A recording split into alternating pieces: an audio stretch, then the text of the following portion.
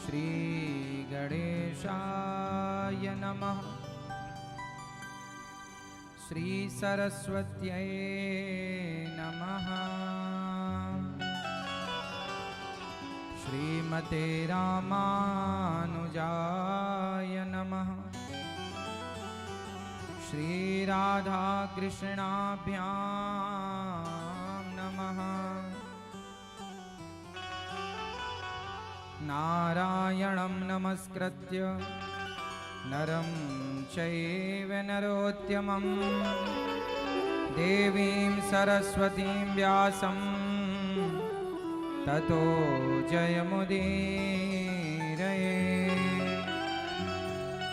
लक्ष्मीनाथ समारंभां नाथयामुनमध्यमाम् अस्मदाचार्यपर्यन्तां वन्दे गुरु परंपरा।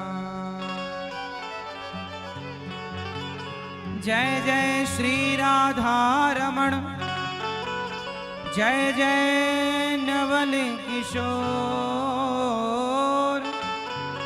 जय गोपी चित चोर प्रभु,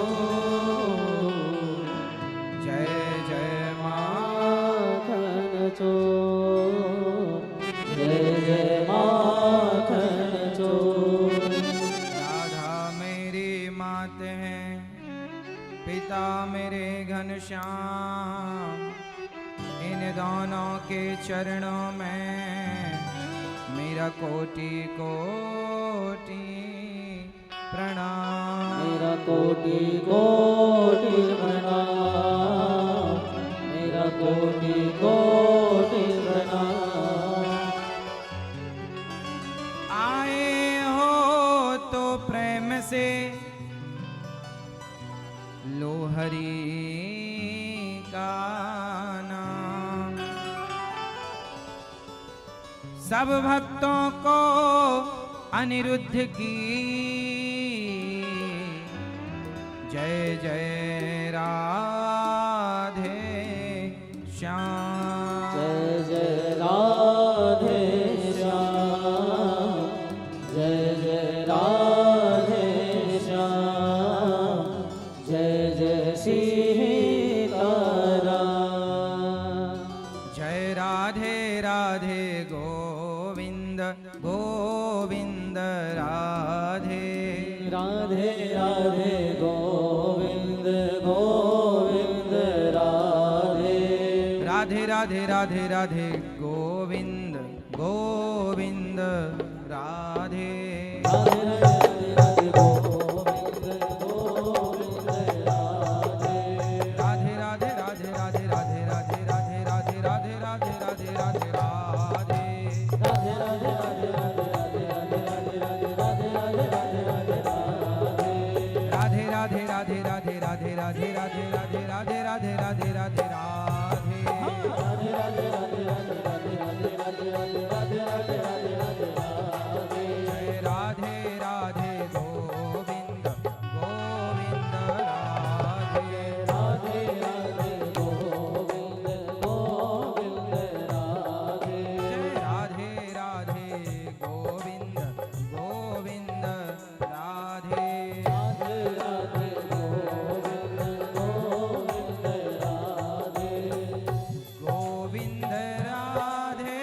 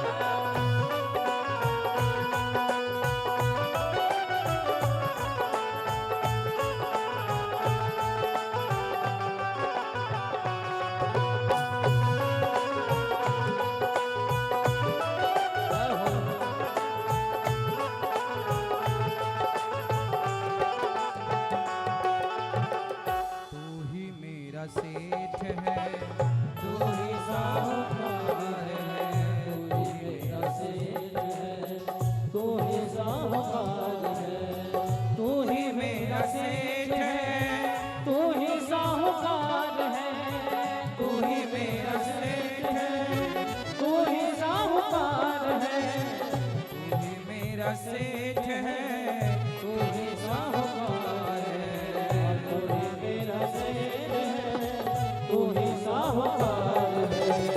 ब्याज पे ब्याज मत जोड़ना, ब्याज पे ब्याज मत जोड़ना, हाँ ब्याज पे ब्याज मत जोड़ना, हरी जी मोरी लागी लगन मत तोड़ना, हरी जी मोरी लागी लगन मत तोड़ना। जय राधे राधे गोविंद गोविंद राधे राधे गोविंद गोविंद राधे, जय राधे राधे गोविंद राधे, जय राधे राधे गोविंद गोविंद राधे,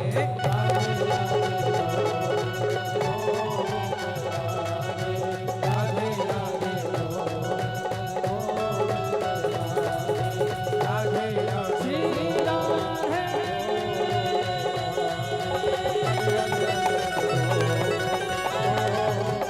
श्री राधे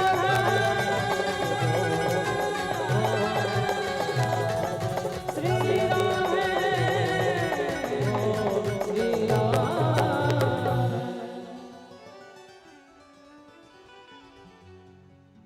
खेती बोआई मैंने तेरे नाम की,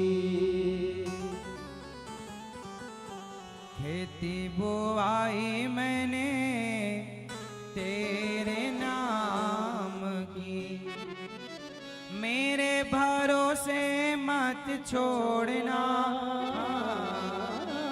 मेरे भरोसे मत छोड़ना, हरि जी मोरी लागी लगन मत तोड़ना। जय राधे राधे गोविंद गोविंद राधे। बोलिए भक्त वत्सल भगवान भगवान की जय, श्री वृंदावन बिहारी लाल लाल की जय। जय जय श्री श्री राधे।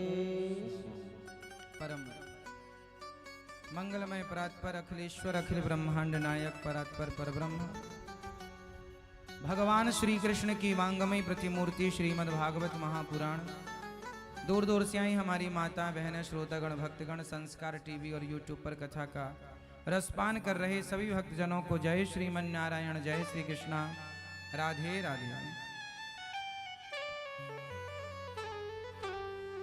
स्वागत है आप सभी भक्तों का आज की मंगलमयी कथा में।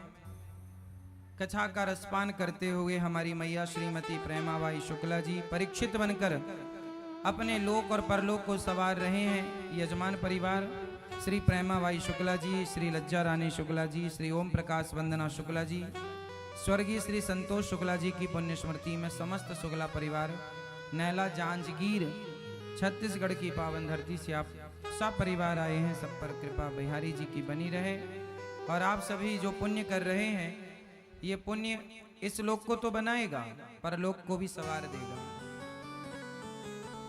बड़े भाग जब जन्म जीवन में जागते हैं किसी किसी के, सोचते तो बहुत लोग हैं, भागवत जी हम भी सुन लें, सोचते बहुत लोग हैं पर करा वही पाते हैं जिन पर भगवान की विशेष कृपा होती है। श्री कमलेश पाठक जी, कुसुम पाठक जी, श्री श्याम मनोहर गीता पाठक जी, समस्त पाठक परिवार बीकानेर राजस्थान की पावन धरा से हैं। आप भी भगवान की विशेष कृपा का अनुभव कर रहे हैं आप सब और अपने जीवन को पाठक परिवार कृतार्थ कर रहे हैं। दो प्रकार की गंगा है, एक भागीरथी गंगा, एक भागवती गंगा। भागीरथी गंगा में कोई डूब जाएगा तो मर जाएगा, पर भागवती गंगा में कोई डूब जाएगा तो तर जाएगा। तो ये आपने अपने पूरे पूर्वजों को, पितरों को तार दिया है इस कथा से। श्री सुरेखा शरद चालिकवार जी, श्री शरद बाबू राव चालिकवार जी, श्रीमती लीलाबाई सूरजलाल जायसवाल जी, संजय लाल सूरजलाल जायसवाल जी, समस्त परिवार नांदेड़ महाराष्ट्र की पावन धरा से आप आए हैं और अपने जीवन को आप कृतार्थ कर रहे हैं। परलोक सवार रहे हैं आप लोग। बड़े भाग्य से भाग्योदेन बहुजन्म समर्जितेन सत्संग मम चलवते पुरुषो यदा वही। बड़े भाग्य से आप लोग ये आयोजन सुन रहे हैं। भागवत जी, वो भी सावन का महीना, वो भी आप संयोग देखिए कि आप लोगों को अवसर मिला है, वो पुरुषोत्तम महीना में मिला। तो ये श्रावण प्लस पुरुषोत्तम महीना, और वो भी वृंदावन की धरती पर।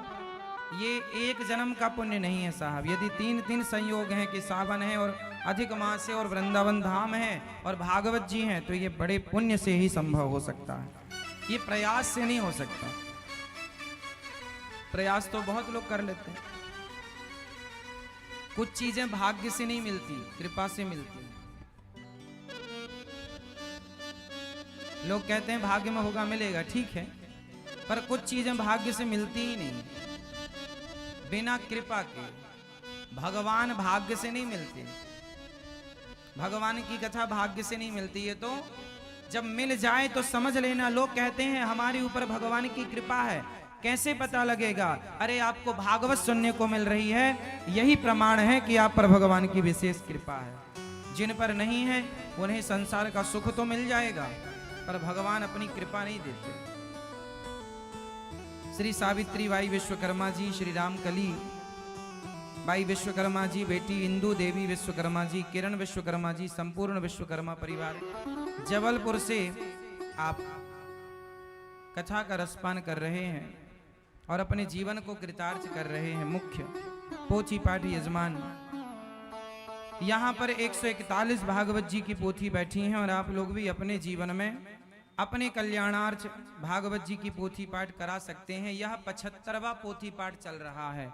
अभी 2 तारीख से फिर स्टार्ट होंगी भागवत जी की सेवा। भागवत जी का पाठ अपने लिए, अपने पूर्वजों के लिए एक बार जरूर सुनना चाहिए। भागवत जी का संकल्प करके 18,000 श्लोक आपके नाम से होंगे, वो सबसे बड़ा पुण्य है। 18 पुराण है, 18 पुराण में 17 पुराण ऐसे हैं जो भागवत जी का गुणगान करते हैं। किसी की मुक्ति ना हो रही हो तो अंतिम भागवत जी हैं। भागवत श्रवण करने से जीव मात्र की सदगति सुनिश्चित होती है। गया श्राद्ध सतेनापि भक्तिर्मेना मुक्तिर्मेना भविष्यति। तो यदि भागवत जी श्रवण करने से भी किसी की, और गया श्राद्ध करने से भी किसी की मुक्ति ना हो, तो भागवत जी अंतिम उपाय है। इसलिए भागवत जी सुनो। कल हम लोगों ने कथा में सुना कि भगवान जी ने गिरिराज जी को उठाया। क्यों ये सुना? भगवान ने गिरिराज जी को कितने दिनों के लिए उठाया? मैं ये बताओ मेरी माँ, भगवान ने गिरिराज जी को कितने दिनों के लिए उठाया? कितने दिन तक उठाए रखा? 7। कितने दिन? कितने वर्ष की उम्र में, कितनी वर्ष की अवस्था में, कितने वर्ष के थे भगवान उस समय जब गिरिराज जी को 7 दिन तक उठाया? कितने वर्ष के? 7 वर्ष। भगवान की उम्र थी 7 वर्ष, 7 दिन, 7 रात और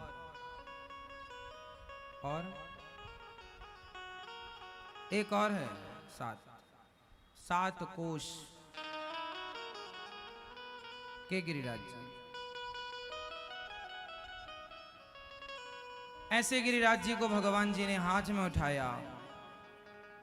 इससे मैसेज क्या मिला कि भगवान कहते हैं पहाड़ों को हाथ में रखना चाहिए, मतलब पहाड़ों का संरक्षण करना चाहिए। यह मैसेज है, हाथ में रखना चाहिए, उंगली में, अपने से दूर नहीं। क्योंकि प्रकृति, आजकल लोग इतने परेशान क्यों हैं, इसका मैंने एक रीजन जाना। प्रैक्टिकल मैं तो हर चीज को ना, हर चीज में पीएचडी करने की कोशिश करता हूं। हर सब्जेक्ट में डीप पे जाना चाहिए, हर चीज में गहराई। जैसे लोग कहते हैं ना महाराज जी शांति नहीं है, परेशानी बहुत है, सब कुछ है पर शांति नहीं है। शांति क्यों नहीं है आज? क्योंकि लोग प्रकृति से दूर हो गए। लोग किससे दूर हो गए? प्रकृति से। मैं आपको एक उपाय बताऊं। आप जब कोई बढ़िया से पार्क में जाते हैं जहां बहुत सारे पेड़ पौधे हों, हरियाली हो, तो आपको वहां अच्छा लगता है कि नहीं? कोई जंगल जाएं आप, बिल्कुल शांति है और वहां पेड़ पौधे हैं, बिल्कुल अनेक प्रकार की फूल हैं, अनेक प्रकार के पुष्प हैं, पत्तियां हैं, चिड़ियों की चहक है। आप कभी वहां जाइए जहां चिड़ियों की चहक हो, जहां जंगल जैसा वातावरण हो या जंगल ही हो। आप जाइए, 10 मिनट बैठिए, आपको शांति का अनुभव होगा। हाँ, आजकल आप लोगों के जीवन में अशांति इसलिए है क्योंकि जो प्राकृतिक चीजें हैं, नेचुरल, उन चीजों से आप दूर हो गए। आप पेड़ पौधों से दूर हो गए। आजकल आप लोग नकली फूल लेके घर में सजावट करते हैं, असली बचे ही नहीं। पेड़ पौधे अब कहाँ किसके घर में पेड़ पौधे हैं? पहले के जमाने में आंगन होता था घरों में। क्या होता था? आंगन। अब वो आंगन वाले घर भी खत्म हो गए, आंगन नहीं है। पहले देहरी होती थी, आजकल देहरी नहीं है। पहले लोग अपने घर की बाड़ी, पहले घर में ना एक बाड़ी होती थी, आंगन भी होता था और बाड़ी में ना आदमी पेड़ पौधे लगा लेता था। आम घर में लगे हैं, जामुन घर में लगी है, पीछे बाड़ी में ये सब होता था। लोग पहले ना पेड़ की पूरी, पहले के जमाने में एसी नहीं थी तो पूरी गर्मी आदमी पेड़ के नीचे गुजारता था। पहले बगीचे होते थे।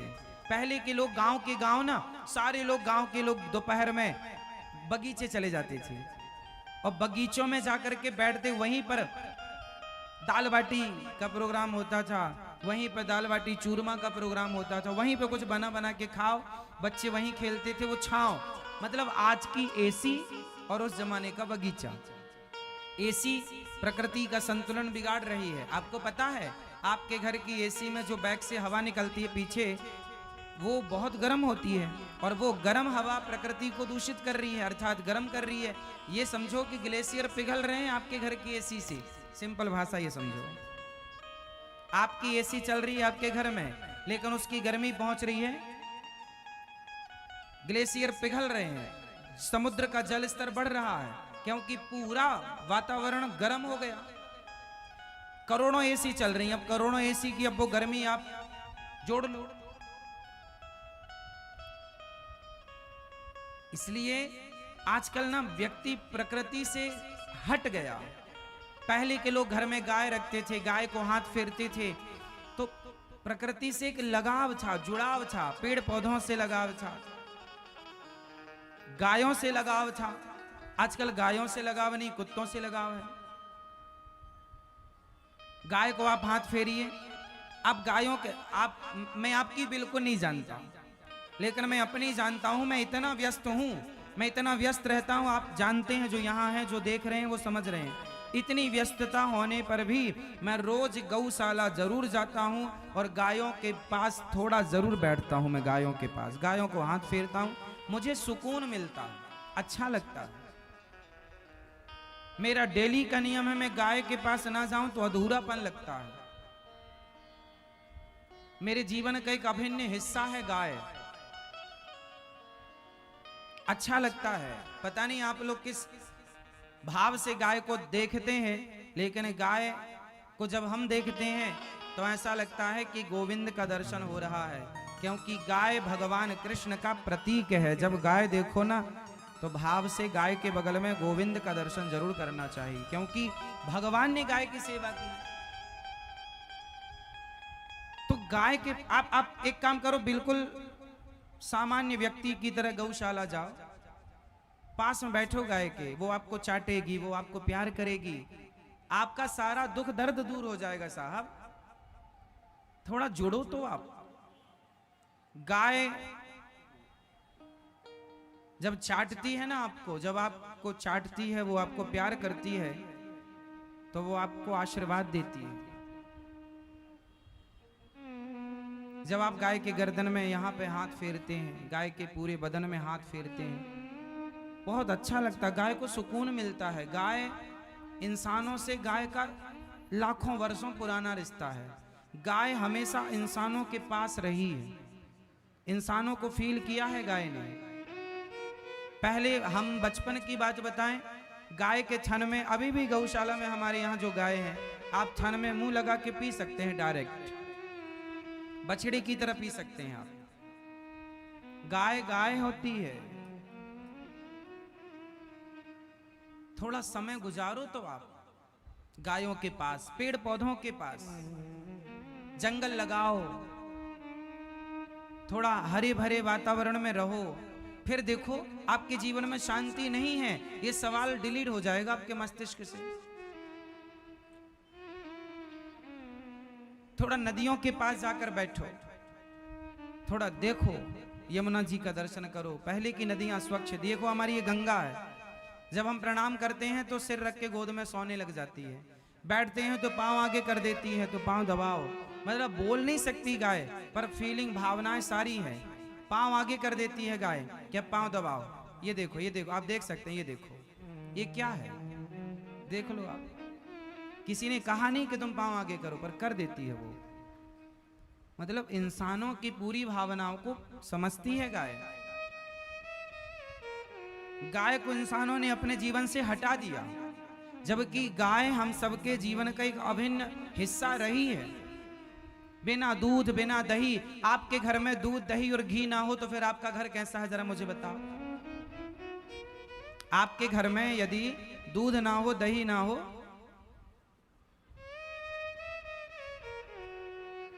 आपके घर में दूध ना हो, दही ना हो, घी ना हो, तो बताओ आपका घर क्या है कुछ घर? अरे घर की सुंदरता, वो घर ज्यादा अच्छा, वो रसोई ज्यादा सुशोभित होती है जिस रसोई में दूध हो, दही हो, घी हो। जिसके घर में गाय होगी तो दूध, दही, घी होगा। गाय होगी तो गोविंद होंगे। अब गाय नहीं, गोविंद नहीं, दूध नहीं, सब चीज तुम्हें बाजार का चाहिए, सब चीज। इसलिए बाजारू टाइप की बुद्धि हो गई है। बुद्धि भी तो तुम्हारी बाजारू हो गई है, सब बाजार का खाते हो, इसलिए बुद्धि, विवेक सब बाजारू है। रिश्ते भी आजकल बाजारू हो गए हैं।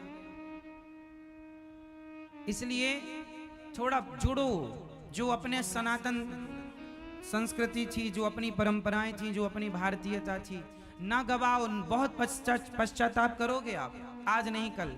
कितने भी आप आधुनिकता में आगे बढ़ जाओ, लेकिन जो रियल है छूटता जा रहा है। और आप करोड़ों, मैं कहता हूं नोटों की गड्डियों का आप बिस्तर बनाओ, उस पर सो, और फिर मुझे बताना कि शांति मिल रही है कि नहीं।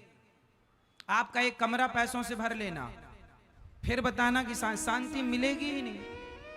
शांति धन में थी ही नहीं कभी, शांति है संतोष में। शांति कहां है? संतोष। मुझे तो पेड़ पौधे, आज भी यदि मुझे पेड़ मिल जाएं तो एसी वाला कमरा हो, और यदि पेड़ की व्यवस्था है, बट वृक्ष है, नीम है, पीपल है, अच्छी छांव है, तो मैं एसी की अपेक्षा पेड़ की छांव में बैठना पसंद करता हूं। प्रकृति से जुड़े रहो, पेड़ पौधों से। हमारा बचपन पीपल की छांव में गुजरा है। हमारा बचपन कहां गुजरा है? पीपल की छांव में। हाँ,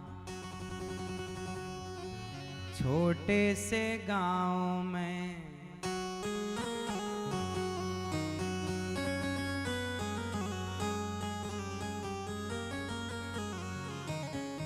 छोटे से गांव में पीपल की छांव में आजा राधा तो है श्याम पुकारे हो।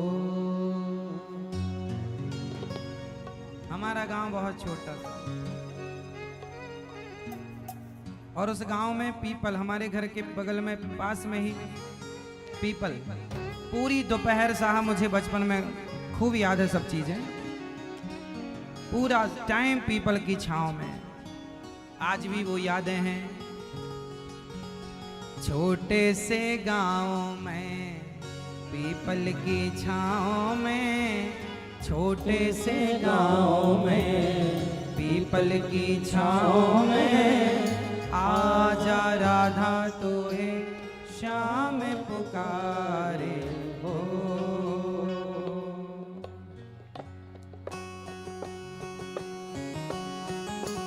जय हो।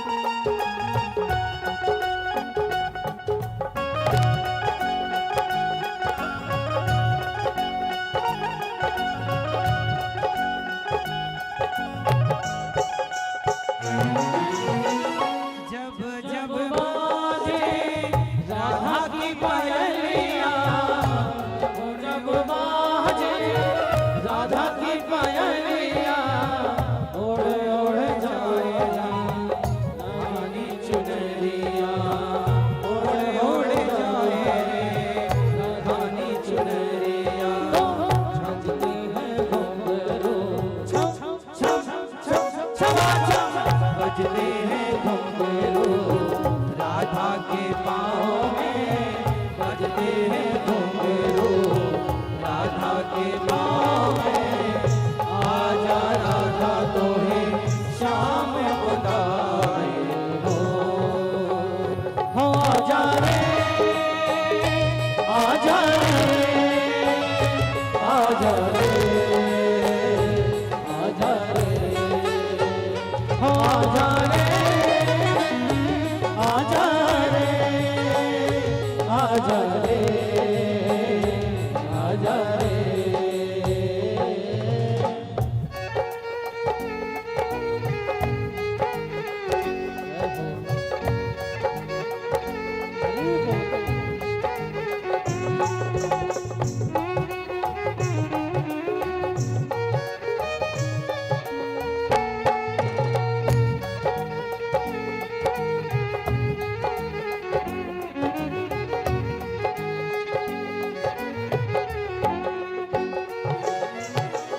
धरती नाचे अंबर नाचे, धरती नाचे अंबर नाचे, वृंदावन की गलियां नाचे, वृंदावन की गलियां नाचे।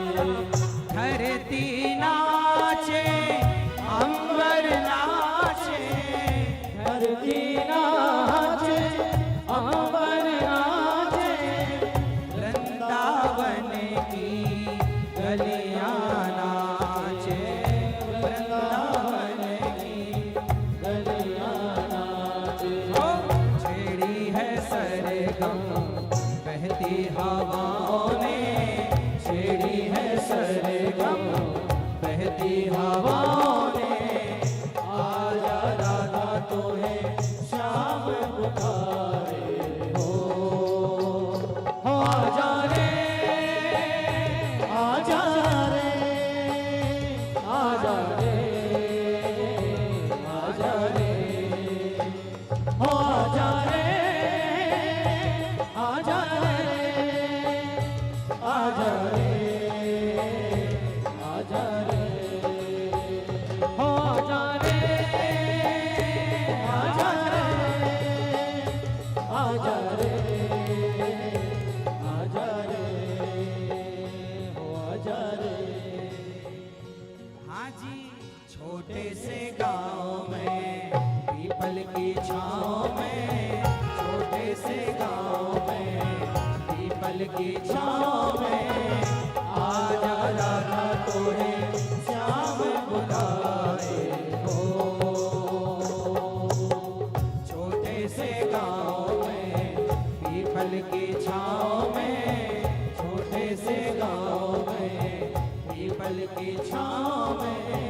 आजा राधा तोहे श्याम बुलाए हो आजा रे, आजा रे, आजा रे, आजा रे, हो आजा रे, आजा रे, आजा रे, आजा रे, आजा रे, आजा रे, आजा रे, आजा रे।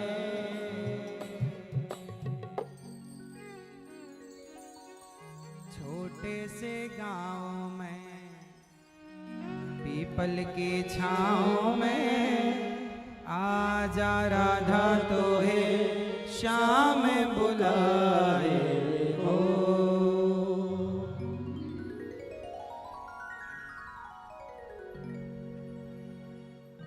पहले के गांव पेड़ पौधों से घिरे होते थे, प्रकृति ढक के रखती थी हम सबको। आज पहले तालाबों का पानी कितना निर्मल था। हमारे गांव में उस जमाने में रिवाज था कि गांव के तालाब के पानी से ही सबके घर की दाल पकती थी।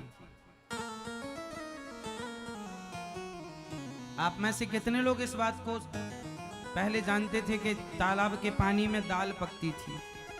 भोजन बनाने के लिए लोग तालाब का पानी भर के ले जाया करते थे। उस पानी में दाल जल्दी पकती थी। पहले का पानी मतलब पानी का भी एक अपना गुण होता है।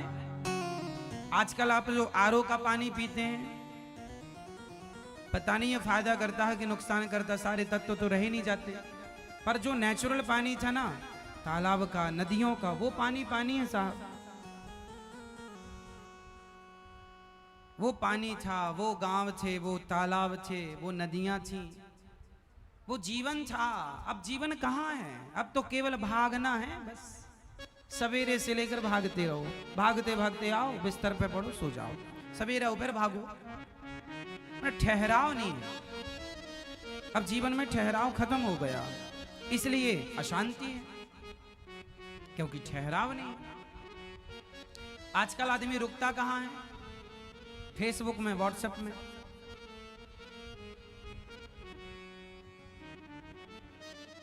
इतना नुकसान होने वाला है।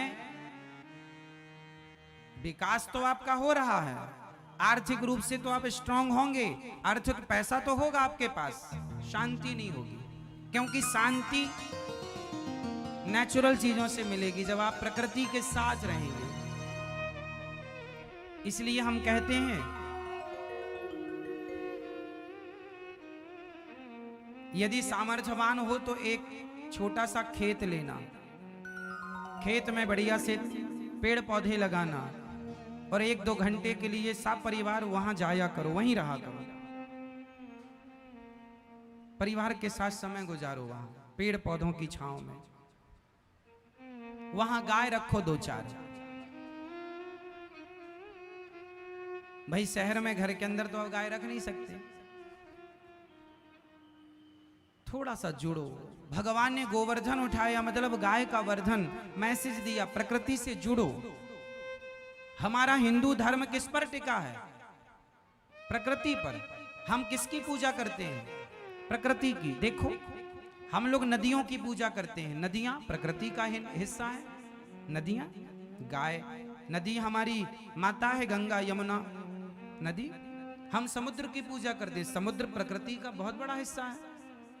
समुद्र देवता है हमारे लिए। बाकी तीर्थ बार बार, गंगा सागर एक बार, गंगा सागर, सागर की पूजा हमारे यहाँ। हमारे यहाँ प्रकृति की पूजा, पीपल की पूजा होती है, आंवले की पूजा हो, आंवला का पेड़, आंवला नवमी को, बट वृक्ष की पूजा होती है, तुलसी की पूजा होती है। हाँ, और तो सब ठीक है। हमारे यहाँ गाय की पूजा। देखिए प्रकृति, हमारे यहाँ पहली रोटी गाय की और आखिरी रोटी कुत्ते की। कुत्ते भी प्रकृति का हिस्सा है। हमारे यहाँ ना कुत्तों का अपमान नहीं हुआ कभी। कुत्तों को भी हम लोग रखते थे, लेकिन कुत्ते गली में रहा करते थे, गांव में रहा करते थे। हजारों सालों से कुत्ता रहा। राम जी के रामायण में भी ये कुत्ते का उल्लेख मिलता है। आपने ये भी सुना होगा, धर्मराज युधिष्ठिर के संग एक कुत्ता गया था। मतलब ये कुत्ते जो हैं, ये प्रकृति का हिस्सा रहा है। इंसानों के संग ये रहे हैं पहले से, लेकिन ऐसे नहीं रहे कि तुम्हारे बिस्तर पर सोएं, तुम्हारी रसोई में रहें और तुम्हारा मुंह चाटें ना, ऐसे नहीं। एक मर्यादा में रहे हैं। जैसे माँ बेटे की मर्यादा है, उसी तरह गाय यदि आपका मुंह चाटे तो ठीक है। गाय यदि आपका मुंह चाटे तो ठीक है, पर कुत्ता आपका मुंह चाटे तो ठीक नहीं है। कुत्ते के पास कैसे रहना? भाई कुत्ता गली में, पहले के लोग ना कुत्ते को रखते थे।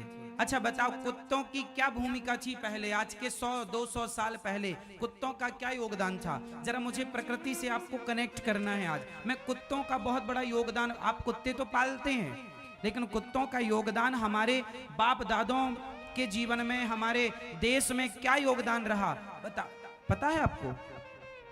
पता है? नहीं, आपको पता है कुत्तों की क्या भूमिका थी आज के 100-200 साल पहले? बोलो, सुनो। पहले के गांव जंगल के पास होते थे। पहले जंगल ही था। जंगल में कुछ हिस्से में गांव होते थे। तो लोग कुत्ते घर गांव में रखते थे। यदि जंगल से शेर, भालू या जंगली कोई भी जानवर गांव में घुसता था तो कुत्ते भौंकना चालू करते थे। उनके भौंकने से गांव के घर के लोग अलर्ट हो जाते थे। बोलो हाँ, सिक्योरिटी का काम कुत्ते करते थे उस जमाने से लेकर आज तक। पहले भी लोग कुत्ते गांव में, आज भी हर गांव में कुत्ते हैं। और आज भी यदि कोई जंगली जानवर आ जाए तो कुत्ते जगा देते हैं भौंक भौंक भौंक के। कुत्तों का काम है ये प्रकृति, ये हम सब एक दूसरे के पूरक हैं। इसलिए हमारे बाप दादों ने नियम बनाया कि ये कुत्ते लोग हम लोगों को बताते हैं सब चीजें कि आपको कहां से खतरा है। इसलिए चलो सब लोग एक एक रोटी निकालो, इन कुत्तों को दो और इनका शुक्रिया अदा करो, धन्यवाद दो इन कुत्तों का कि भाई तुमने हमारी रक्षा की है, इसके बदले रोटी। इसलिए हर घर से एक रोटी, आखिरी वाली किसके लिए? जोर से। और पहली रोटी किसके लिए? क्यों? क्योंकि गाय का भी अभिन्न हिस्सा है, गाय भी हमारा अभिन्न हिस्सा। क्यों? कुत्ता हमारी रक्षा करता है और गाय हमारा पोषण करती है। गाय हमारा क्या करती है? जोर से। आज के 100-200 साल पहले, मैं तो 200 साल ज्यादा कह रहा हूं, मैं 50 भी कहूं तो आज शर्मन ना मानना। आज के 50 साल पहले हमारे देश में इतनी ज्यादा गेहूं और चावल नहीं होता था, इतनी अधिक मात्रा में। जमीन तो उतनी थी लेकिन होता नहीं था। पहले की खेतियां वीरान थी क्योंकि पानी की सुविधा नहीं थी। कुएं का पानी बैलों की मदद से निकाला जाता था और खेत में डाला जाता था। तो उसकी एक क्षमता थी कि 2 एकड़ और 5 एकड़ तक की वो सिंचाई कर पाते थे। हाँ या ना? आजकल मशीनें हैं। तो पहले क्या था कि लोग ज्यादा थे और अनाज कम होता था। इसलिए हमारे यहाँ कई बार पहले ऐसा, जब हमारे देश के प्रधानमंत्री थे शास्त्री जी, पंडित श्री लाल बहादुर शास्त्री जी, उस समय पर उन्होंने एक नारा दिया था कि भैया एक टाइम आप लोग भोजन करो और संडे के संडे आप एक दिन हफ्ते में व्रत रखो, क्योंकि पर्याप्त अनाज नहीं था। एक टाइम आदमी खाता था, दूसरे टाइम भूखा सोता था। आज के 40-50 साल पहले भारत की ये स्थिति थी। हाँ या ना? ये बात सही है या गलत है? पहले भरपेट भोजन नहीं था। जो बहुत बड़े आदमी थे वो भरपेट भोजन करते थे, वरना नहीं। आपने कभी पीपल का बीज देखा? पीपल में छोटा छोटा दाना होता है, बीज छोटे छोटे होते हैं पर एक छोटा सा फल होता है पीपल का। उसकी रोटियां भी बना के लोग खाते थे, पीपल के फल की। हाँ, उसकी भी रोटियां लोग खाते थे क्योंकि था ही नहीं अनाज। अमेरिका से गेहूं लिया करते थे तो वो वाला गेहूं देता था जो वहां जानवर खाते हैं, लाल कलर का गेहूं, 3rd क्वालिटी का। हमारे यहाँ भारत में उपजाऊ थी भूमि पर पानी नहीं था। क्या हुआ? उस जमाने में जब आपको पेट भर रोटी नहीं मिलती थी, लेकिन याद रखना उस जमाने में जब पेट भर रोटियां नहीं थी तो भी हमारे यहाँ कोई भूखा नहीं मरता था। क्यों? क्योंकि पहले के लोग रोटी पर निर्भर थे ही नहीं, चावल पर निर्भर थे ही नहीं। पहले के लोग एक एक पाव घी पी लिया करते थे गाय का। पहले सबसे ज्यादा सहयोगी गाय थी। रोटी ना मिले, खेत में कुछ ना होए तो गाय मरने नहीं देती थी। आज भी आप एक काम करो, आप गेहूं, आप रोटी चावल दाल साग सब्जी कुछ ना खाओ, केवल एक गाय रखो और गाय का दूध पियो और घी खाओ और छाछ पियो और दही खाओ। आप देख लेना, औरों की अपेक्षा आप ज्यादा स्वस्थ रहेंगे, आपका शरीर एक्टिव रहेगा और आप मर नहीं सकते भूखों। मतलब गाय के दूध में पूर्ण पोषण है। 6 महीने तक बच्चे को माँ का दूध तो दिया जाता है, वही पानी की पूर्ति करता है, वही भोजन की पूर्ति करता है। उसी तरह गाय सबकी माता इसलिए है कि माँ का दूध तो केवल 6 महीने काम आता है, पर गौ माता का दूध सदा काम आता है, वो सदा आपका पालन कर सकती है। इसलिए गावो विश्वस्य मातरः, गाय सबकी माता है। इसलिए तुम्हारे बाप दादों ने नियम बनाया कि गाय हमारा पालन करती है, अन्न ना मिले तो भी गाय तुम्हें जिंदा रखेगी। तुम जंगल में चले जाओ और केवल एक गाय ले जाना साथ में, बस, फिर देखो तुम जंगल में भी सुखी रहोगे, स्वस्थ रहोगे। मतलब गाय अनादि समय से हम सबका, पहले के ऋषि मुनि जंगल में रहते थे, लेकिन ऋषि मुनि गाय रखते थे। वो कमाई नहीं करते थे, पैसा नहीं, बस भाई पेट तो भरना है तो दूध से भरो।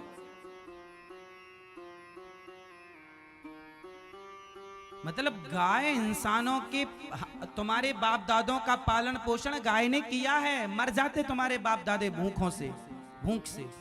इतनी रोटी नहीं थी पहले, इतनी अधिक मात्रा में अनाज नहीं था। गाय ने सबके बाप दादों की रक्षा की। पहले पूरे भारत में, आज के 50-70 साल पहले, और लो तो 100 साल पहले, पहले हर घर में 20 नंग, 25 नंग, 50 नंग, 100 नंग गाय होती थी। पहले जिसके घर में जितनी गाय होती थी वो उतना बड़ा आदमी होता था। नंद बाबा के यहाँ 9 लाख गैया थी। नंद बाबा जी के यहाँ कितनी गैया? 9 लाख। आप भी रखो गाय, सेवा करो गाय की, और आप बिजनेस भी कर सकते हैं। बढ़िया गाय रखो, दूध निकालो, बाजार में अच्छी क्वालिटी का है तो लोगों के सामने दूध लगाओ, और अच्छी देसी गाय का, और दो आप अपना 1 लीटर दूध 200 रुपए में देंगे तो लोग खरीदेंगे। बस शुद्धता की गारंटी, वो सामने दोहता हुआ देखे। आपको पता है शुद्ध देसी गाय का दूध तो बाजार में मिलता नहीं है, पहली बात। और यदि मिलेगा तो जर्सी गाय का दूध तो 50, जो बाजार में तुम्हें दूध मिलता है 50 रुपए लीटर, वो जर्सी गाय का, जर्सी का और भैंस का दूध होता है, गाय का दूध नहीं होता। वो देसी गाय का दूध तुम्हें 50 रुपए लीटर मिल ही नहीं सकता। आज भी बड़े बड़े शहरों में देसी गाय का दूध तो मिलता नहीं, और मिलेगा तो 100 रुपए, 150 रुपए, 200 रुपए लीटर। और लेने वाले बहुत हैं। तुम रखो देसी गाय, लोगों को बताओ कि ये देसी गाय, इसके ये फायदे। देसी गाय का दूध पीने वाला व्यक्ति कंटिन्यू दूध पिए तो उसे हार्ट अटैक हो ही नहीं सकता। लिखे तो मैं दे सकता हूं, डॉक्टर देते हैं।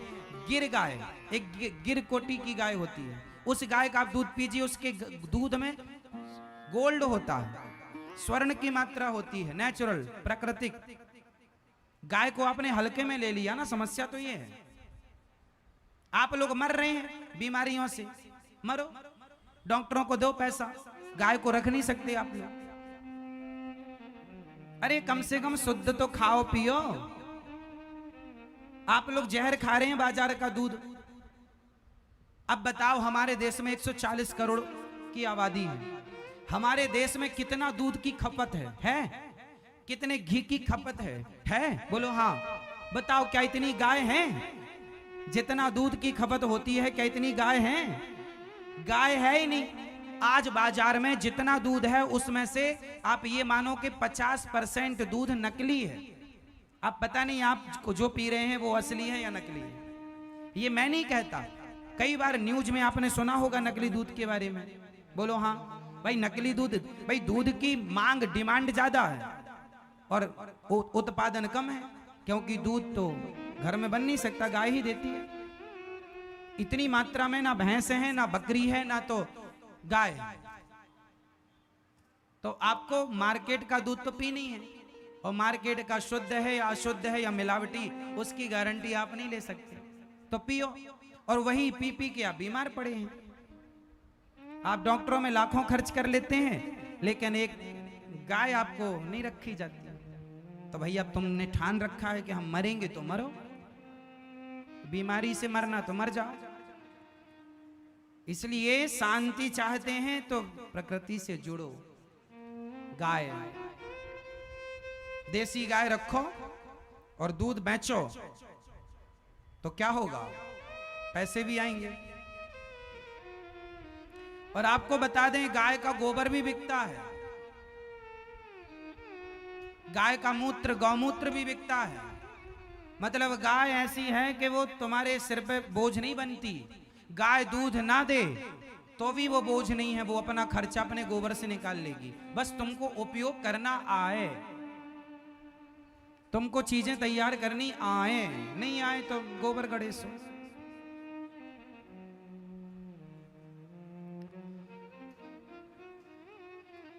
इसलिए थोड़ा सा जागरूक बनो और शांति चाहते हो तो संतोष रखो और थोड़ा सा समय गायों के पास, प्रकृति के पास बैठो, सपरिवार बैठो। ये जो लोगों की भाग दौड़ है ना, थोड़ा अपने आप को इनसे अलग रखो। हाय हाय पैसा, हाय मेरा ये हो, क्या करोगे? इतनी बड़ी, इतना पैसा लोगों के पास, इतना पैसा है कि 10 पीढ़ी बैठी बैठी खा सकती है, फिर भी वो लोग परेशान हैं। शांति नहीं। शांति शांति शांति। शांति कब है? आंख खोलने में शांति नहीं है साहब, आंख बंद करने में। बाहर का संसार देखने में शांति नहीं है, भीतर का संसार। एक होता है बहिर्मुखी, एक होता है अंतर्मुखी। जो बाहर देखता है, जो बाहर सुख को ढूंढता है, वो सदा दुखी है। जो भीतर सुख ढूंढता है, वो सदा सुखी है। अंतर्मुखी बनो, बहिर्मुखी तो हो आप ऑलरेडी। आपको सुख बाहर दिखाई पड़ता है, आपको लगता पैसे में सुख है, आपको लगता पत्नी में सुख है, परिवार में सुख है, बेटे में सुख है। नहीं साहब, सब जगह से आप वापस आ जाओगे, कहीं सुख ना मिलेगा। सुख है ही नहीं। सुख तो मिलता है सच्चा सुख केवल भगवान तुम्हारे चरणों में। एकांत में बैठो, थोड़ा ध्यान लगाओ भगवान का, मन को भगवान से कनेक्ट करो, ईश्वर से जोड़ो। जैसे आपके मोबाइल में परफेक्ट यदि नेटवर्क मिल रहा है, आपके मोबाइल में यदि अच्छे नेटवर्क हैं और नेट यदि आपके उपलब्ध है मोबाइल पर, तो तुरंत फाइल डाउनलोड हो जाती है। 4G है ना, तो चीज़ें जल्दी डाउनलोड हो जाती हैं यदि स्पीड प्राप्त हो रही है तो। जैसे नेटवर्क कनेक्ट होते ही आपकी फाइल मोबाइल पर जल्दी से डाउनलोड हो जाती है, बोलो हाँ। उसी तरह जब आप ध्यान लगाकर बैठते हैं ना, तो परमात्मा से आपकी कनेक्टिविटी बनती है। और जब कनेक्टिविटी बनती है तो ईश्वर की जो तरंगे हैं, जैसे नेटवर्क आपका मोबाइल, बड़े बड़े टावर खड़े होते हैं, उनसे आपका मोबाइल कनेक्ट होता है। भाई उन नेटवर्कों का वो नेटवर्क ही तो आपका मोबाइल पकड़ता है। उसी तरह जैसे यहाँ फ्रीक्वेंसी है, अभी वर्तमान में यहाँ भी वो नेटवर्क की तरंगे हैं जो मोबाइल आपके पकड़ रहा है। उसी तरह ईश्वर की भी एक तरंगें पॉजिटिव फैली हुई हैं, लेकिन जब आप ध्यान लगाएंगे तो वो अपने आप भगवान की कृपा से डाउनलोड होने लग जाती हैं, भगवान की कृपा का अनुभव होने लग जाता है। लेकिन आपको कभी आंख बंद करके ध्यान लगाने का समय नहीं मिलता। आजकल आपने आंख बंद करने ही छोड़ दी है। बस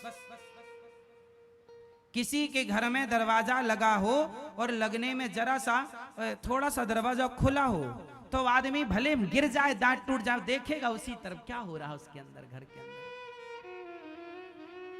मतलब दूसरों को आदमी इतनी ज्यादा आंखें खोले बैठा है कि बस दूसरों को ही देखता। आजकल आप लोग अपने मोबाइल पर क्या देखते हैं? आप कभी अपने आप को नहीं देखते, आप हमेशा दूसरों को देखते हैं। वीडियो में देखते हैं, रील्स देखते हैं। आजकल क्या देखते हैं? दूसरों को, दूसरों को देखते रहो। क्यों देखना है तुम्हें? अपनी शांति आप खुद गवा रहे हैं, जिम्मेदार स्वयं हो। और बाद में कहते हो महाराज जी शांति नहीं है। शांति थी, तुमने गवा दी। दूसरों को देख देख क्यों देखना? दूसरों को हमारे ऋषियों ने सिखाया दूसरों को ना देखो। बुरा जो देखन मैं चला, बुरा न मिलिया कोई, जो दिल खोजा आपुना, हमसे बुरा ना कोई। देखना है तो जगत को नहीं, जगन्नाथ को देखिए, भगवान को देखिए, अपने को देखिए कि हम कहाँ हैं, हम कितने माइनस हैं, हम कितने प्लस हैं, हम कहाँ हैं, हमारी स्थिति क्या है। दूसरों को क्यों, समय क्यों गंवाना? 24 घंटे बिल गेट्स के पास भी हैं, टाटा बिरला अडानी अंबानी के पास भी 24 घंटे हैं। और आप जितने लोग यहाँ बैठे हैं सबके पास 24 घंटे हैं। वो भी 24 घंटे में खाते पीते सोते जागते सब होंगे। तुम भी यही सब करते हो, लेकिन वो हैं, तुम हो। क्यों? क्योंकि उन्होंने अपने समय का, धन का सदुपयोग बहुत किया। और तुम रील्स चलाते हो, व्हाट्सएप चलाते हो, फेसबुक चलाते हो, चलाओ, इंस्टाग्राम में लगे रहते हो, लगो। ठीक है, आजकल तो यहां से भी लोग पैसे कमा रहे हैं। यदि आप कुछ अर्न कर रहे हैं, कमा रहे हैं, तब तो ठीक भी है। यदि आप फेसबुक से, यूट्यूब से कुछ पैसे कमा रहे हैं, तब तो चलाना ठीक भी है। और कमा 1 रुपए नहीं रहे हो, समय गवा रहे हो, तो मूर्ख तुम सबसे बड़े हो। यदि आप कमा रहे हैं तो ठीक है, और कमाई 1 रुपया धेला नहीं और नेट रिचार्ज कर रहे हैं 300-300 का, तो तुम्हारे जैसा बेवकूफ नहीं है फिर कोई। इसलिए समय का सदुपयोग करो, अर्थ का सदुपयोग करो। सही है।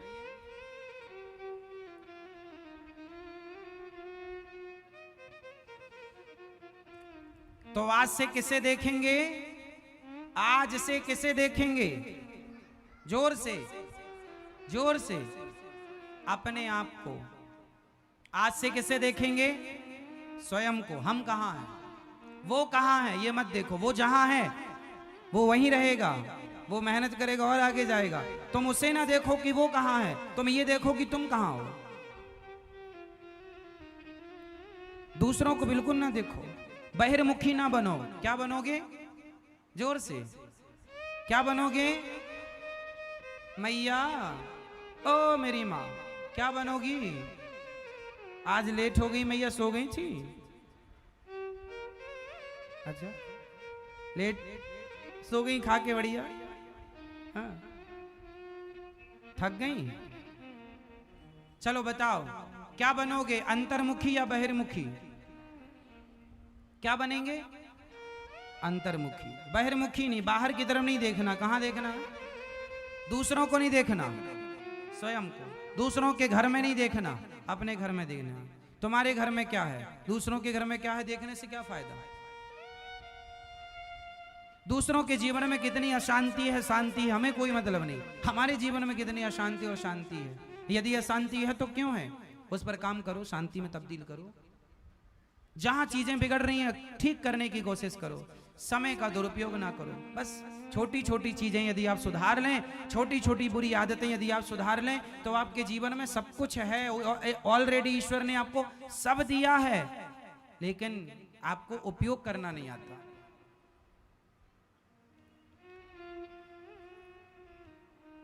कोई आदमी होता है, एक पिता ने 3 बेटों को एक एक मुट्ठी गेहूं दिया बंटवारे में। बाप बोला बेटा ये बंटवारा में 3 मुट्ठी गेहूं बचा है मेरे पास। एक पिता ने बंटवारा किया, 3 बेटे थे और बंटवारे में क्या दिया? बाप के पास कुछ नहीं था, 3 मुट्ठी गेहूं था, सिर्फ 3 मुट्ठी गेहूं। तो एक मुट्ठी गेहूं उठाया तो बड़े बेटे को दे दिया, एक मुट्ठी उठाया तो मझले बेटे को दिया, एक मुट्ठी उठाया छोटे को दिया। कहा बेटा ये रहा मेरा धन, एक एक मुट्ठी गेहूं, इसके अतिरिक्त मेरे पास कोई प्रॉपर्टी नहीं है। अब टाटा, मैं जा रहा हूं, पर मैं एक बार जरूर लौट के आऊंगा तुम लोगों के पास। पिता बोला मैं जा रहा हूं और मैं मुट्ठी भर जो गेहूं तुम्हें दिया हूं उसका हिसाब लेने आऊंगा। चला गया बाप। बाप लौटा 20 साल बाद। 20 साल बाद तीनों बेटों को बुलाया, यहाँ आओ, यहाँ बैठो, बताओ मेरे 3 मुट्ठी गेहूं जो दिए तुम तीनों को एक एक मुट्ठी गेहूं का हिसाब दो। बड़े बेटे ने कहा पिताजी वो गेहूं तो हमने भूंज करके खा लिया था, सोचा खराब हो जाएगा, पिता का दिया है, अब गेहूं का क्या करते, तो खा लिया। अच्छा खा गए? हाँ खा गए, हम खा गए। दूसरे को बोले पिताजी हमने संभाल के रखा है, उसने कपड़े में बांध के रखा था, पिताजी आएंगे मांगेंगे तो दूंगा। ये तो 20 साल बाद गेहूं तो क्या बचा भैया, वो पूरी धूल मिट्टी हो गई, राख हो गया। पर कपड़ा में बंधा था, संभाल के रखा था, कुछ भी नहीं था, माटी थी। ये पिताजी गेहूं, पिता ने कहा धन्य।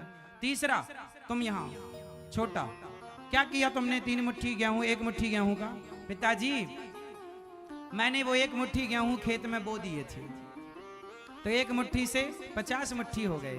फिर मैंने 50 मुट्ठी बोया तो 1000 मुट्ठी हुए, 1000 मुट्ठी बोया लाख मुट्ठी हुए, लाख मुट्ठी बोया पिताजी आज करोड़ों मुट्ठी। देखो ये पूरा घर भरा हुआ है गेहूं, ये बोरे के बोरे, कई कुंटल, सैकड़ों कुंटल दिखाया पिता। आपके 1 मुट्ठी गेहूं ये रखा। उसने गेहूं का व्यापार शुरू कर दिया था, औरों का भी गेहूं खरीदने लगा, अपना भी लेके बेचने लगा। वो बड़ा पैसे वाला हो गया, उसका बड़ा नाम था, बड़ी इज्जत सम्मान। तो एक ही बाप के 3 बेटे हैं, तीनों को बराबर बराबर दिया, लेकिन जिसने सदुपयोग किया वो कहां से कहां पहुंच गया, और जिसने दुरुपयोग किया वो जहां थे वहीं है। तो बस यही है, ईश्वर ने आपको सब, जितना भगवान ने टाटा बिरला अडानी अंबानी को दिया है उतना सब कुछ भगवान ने आप सबको दिया। बस कोई अपनी मेहनत के बल पर सही राह पर चलकर वो आगे चले गए, कोई गलत निर्णय लेके माइनस हो गए। ईश्वर ने भेदभाव नहीं किया, भगवान किसी को गरीब नहीं अमीर नहीं बनाता। आपकी अपनी मेहनत, फुटपाथ पर रहने वाले लोग भी मेहनत करके करोड़पति हो सकते हैं, काम करके करोड़पति हो सकते हैं, और ना करने वाला करोड़पति भी फुटपाथ में जाके सोने के लिए मजबूर हो सकता है। करोड़पति रोडपति हो गए और रोडपति करोड़पति हो गए, भगवान का यही तो खेल है। इसलिए लक्ष्मी चंचल है, किसी के बाप की बफौती नहीं होती लक्ष्मी। हमने कल बताया था कि सत्ता, संपत्ति और सुंदरता ये तीनों सदा ना रहेंगी, आज हैं कल रहेंगी इसकी गारंटी नहीं है। जब है तो सदुपयोग करो, सदुपयोग कर लो। भगवान ने गिरिराज जी को उठा करके सिद्ध किया कि मैं भक्तों पर आए संकट को अपने माथे ले सकता हूं। भक्तों के लिए पहाड़ उठाना पड़े तो मैं पहाड़ भी उठा सकता हूं, पर भक्त मेरी शरण में एक बार आ जाए तब। शरण में गए, पहाड़ उठाया। नंद बाबा को वरुण भगवान ने गिरिराज जी को स्थापित किया। तो आप लोगों को कैसा बेटा बनना है? जो खा गया वो, या जो रख दिया वो, या जो बो दिया वो? कौन श्रेष्ठ बेटा है? आजकल के बेटे कैसे हैं? बाप का खा जाते हैं, वो खा गया, जो पिता ने छोड़ा सब खा गया बेच बेच के। ये मैसेज है। तो खाऊ उड़ाऊ बेटा ना बनो, और संग्रह भी ना करो। उसने संग्रह कर लिया, गेहूं मुट्ठी भर मिला तो रख लिया संग्रह। संग्रह ना करो, संग्रह करोगे तो चीजें नष्ट हो जाएंगी। और तीसरे ने ठीक किया कि बो दिया।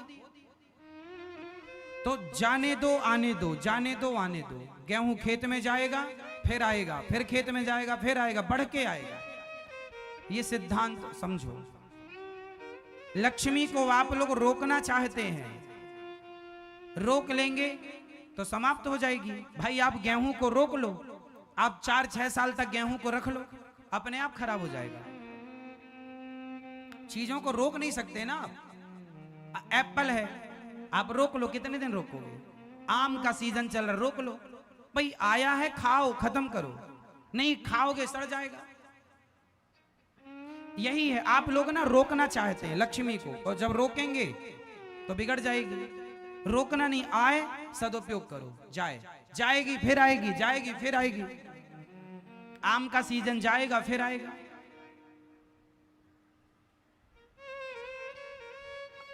सदुपयोग करना नहीं आता लोगों को। आज लोगों के पास जरा सा पैसा आए शराब पीने लग जाते हैं। आजकल लोगों के पैसा आ जाए बड़ी गाड़ी ले आते हैं, भले डीजल डलवाने को ना रहे, गाड़ी होनी चाहिए बस। बड़े बुजुर्गों ने कहा है, जितना चादर हो उतना पांव पसारो। आजकल ना लोग दिखावे में मर रहे हैं। किस में मर रहे हैं? किस में? दिखावा। कर्जा ले लेके लोग गाड़ी चला रहे हैं। 1 करोड़ की गाड़ी खरीद ली, 10 लाख रुपए जमा कर लिया, 90 लाख रुपए का कर्जा ले लिया। अब भैया चुकाओ। हर महीने की किस्त है 1 लाख रुपए की, 75,000 रुपए की किस्त जा रही है। अरे भैया, कर्जे की गाड़ी तुम्हारे सर पे 90 लाख का कर्जा है और तुम BMW में घूम रहे हो। इससे अच्छा 800 ले लेते, 10 लाख में आ जाती। जो 10 लाख में पूरी आ जाती वो काहे नहीं ले लिया? चलना ही तो था, यात्री तो करना था। भाई कर्जा तेरे ऊपर 90 लाख का है, अब कर्जा ही चुका।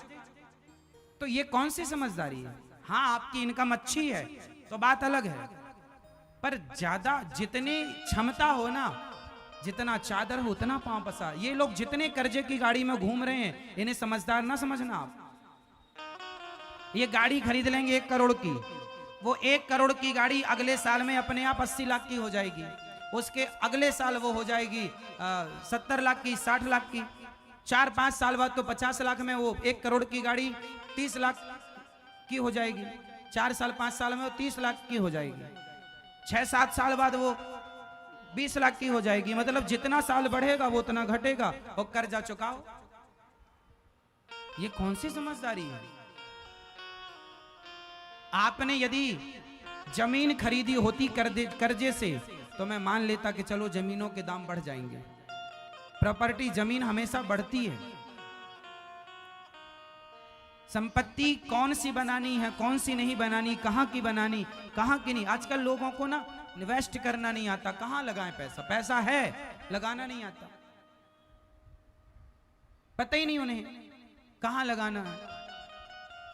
4 पैसे आए तो आदमी पहले पीता था कच्ची दारू, और जब पैसा आ गया ना तो वो ब्रांडेड शराब पीने लग गया। अरे भैया पैसा आया है शराब ना पियो, पैसा आया है संभाल के रखो, पैसा आया है सदुपयोग करो, बच्चों को पढ़ाओ, अपने लिए घर बनाओ, अपने लिए जरूरत है तो गाड़ी खरीदो, छोटी लो, जरूरतें पूरी कर लो, जरूरतों के बाद फिर 2 पैसा इकट्ठा रखना कि कल को भगवान ना करे कोई मुसीबत आए तो कल के लिए भी गृहस्थों के पास पैसा होना चाहिए। गृहस्थी को पैसा थोड़ा सा संभाल के रखना चाहिए, पर थोड़ा सा राउंड रहे, पैसा चलता रहे। मतलब कहाँ? बिजनेस में, व्यापार में, आपके धंधे में 2 पैसा बना रहे, और बिजनेस भी करो आप। मतलब पैसे का सदुपयोग करना गृहस्थी को आना चाहिए।